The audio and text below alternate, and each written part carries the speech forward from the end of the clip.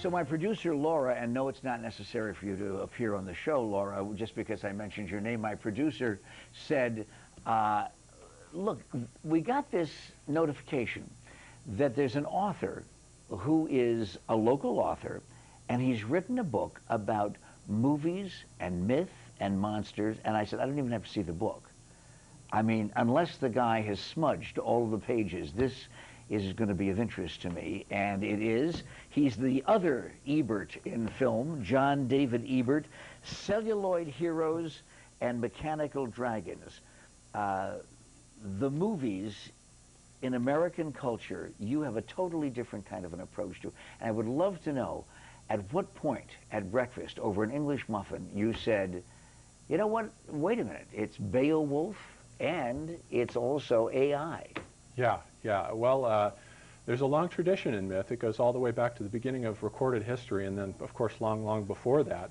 But what I found that in the past 3 decades, probably roughly since 1968, and I marked the date right with the coming out of 2001: A Space Odyssey, that our filmmakers in Hollywood discovered mythology. And they discovered it, and they became conscious of it, and largely through reading things like Joseph Campbell's The Hero with a Thousand Faces, but also other lesser well-known works, you know, like Fraser's Golden Bough and so forth. And Joseph Campbell has kind of redesigned and redefined myth. That's right. On his PBS shows. Yes, he was a popularizer of myth, and he had a talent for really boiling it down and making it easy to understand and comprehend and to talk about and discuss. Well, when you saw 2001 the first time, though, yeah, what was your reaction? I was bored. Really? Is that right? Yeah, that's correct. And I didn't see it until I was in college, so, you know, I wasn't a total nitwit, but, you know, I watched it and I just thought, you know, it's okay, it's all right. But, you know, at the time, I was also just at that time in college getting into reading and moving on from things like Stephen King and popular novels into, you know, things like T.S. Eliot's The Wasteland and so forth, and reading the highbrow stuff. And then I started going back and rewatching some of these movies that I'd liked as a kid, you know, the easier ones like Star Wars and so forth.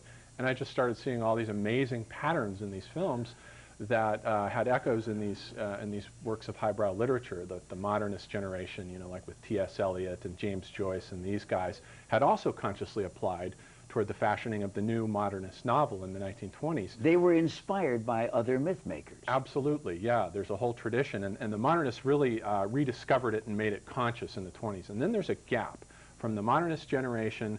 Then you get the sort of group of the Beats, and the Beats sort of weren't much interested in myth. They were interested in Buddhism, you know, in the 40s and 50s.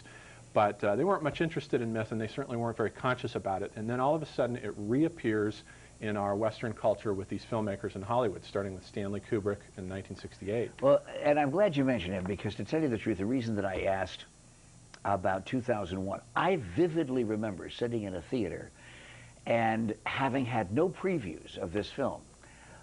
But when the ape creatures threw the bone in the air and it became a space vehicle, the likes of which I had never seen, because all of the science fiction movies before that, there was this bullet-like rocket that was on a gantry, and it went up, and about a minute and a half later, a bunch of guys landed on the moon.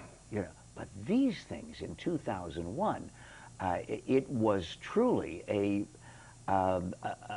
mind kind of jarring experience.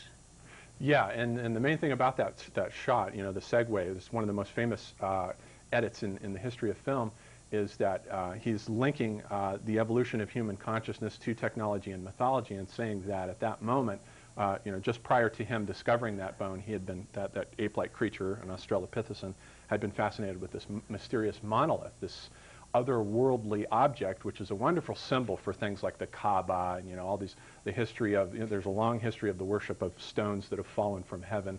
Like the Kaaba, for example, was said, the stone in the Kaaba was said to have been brought down by the angel Gabriel from heaven to earth, and that it became black because it was stained by contact with human hands. So humanity blackens the spiritual dimension.